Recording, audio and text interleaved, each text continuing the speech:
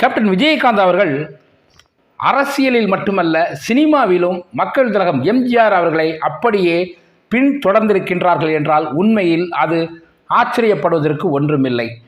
ஏழைகளுக்கு உதவுவதாக இருந்தாலும் சரி, தர்மத்தை வாரி வழங்குவதாக இருந்தாலும் சரி, அனைவருக்கும் உணவளிப்பதாக இருந்தாலும் சரி, மக்கள் திலகம் எம்ஜிஆர் அவர்களுடைய அந்த சிந்தனையை அப்படியே ஏற்றவர்தான் கேப்டன் விஜயகாந்த் அவர்கள்.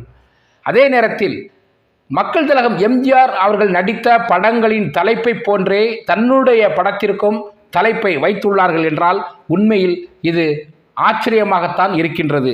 அதாவது மக்கள் திலகம் எம்ஜிஆர் அவர்கள் நடித்த படத்தின் பெயர் மதுரை வீரன், கேப்டன் அவர்கள் மதுரை சூரன், மக்கள் திலகம் ரிக்ஷாக்காரன், கேப்டன் கூலிக்காரன், மக்கள் திலகம் மலைக்கள்ளன், கேப்டன் தெற்கத்தி கள்ளன், மக்கள் திலகம் காவல்காரன், கேப்டன் பூந்தோட்ட காவல்காரன், மக்கள் திலகம் காஞ்சி தலைவன், கேப்டன் காவிய தலைவன், மக்கள் திலகம் என் அண்ணன், கேப்டன் எங்கள் அண்ணா, மக்கள் திலகம் தலைவன், கேப்டன் பாட்டுக்கு ஒரு தலைவன், மக்கள் திலகம் நல்ல நேரம், கேப்டன் நல்ல நாள், மக்கள் திலகம் பணக்கார குடும்பம், கேப்டன் குடும்பம், மக்கள் திலகம் புதிய பூமி, கேப்டன் புதிய தீர்ப்பு, மக்கள் திலகம் தர்மம் தலைகாக்கும், கேப்டன் தர்மம் வெல்லும், மக்கள் திலகம் நல்லவன் வாழ்வான், கேப்டன் நல்லவன், மக்கள் திலகம் சபாஸ் மாப்பிள்ளை, கேப்டன் சபாஸ், மக்கள் திலகம் ராமன் தேடிய சீதை, கேப்டன் ராமன் ஸ்ரீராமன், மக்கள் திலகம்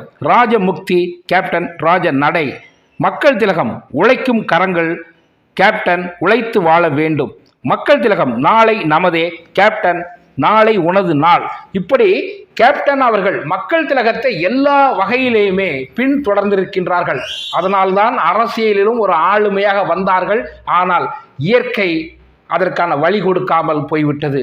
உண்மையில் இயற்கை வழி விட்டிருந்தால் நிச்சயம் மக்கள் திலகம் பொன்மனச்செம்மல் புரட்சி தலைவர் எப்படி இந்த நாட்டை ஆண்டார்கள் என்பதை இன்றைய தலைமுறை கேப்டன் வடிவில் நிச்சயம் கண்டிருக்கும்.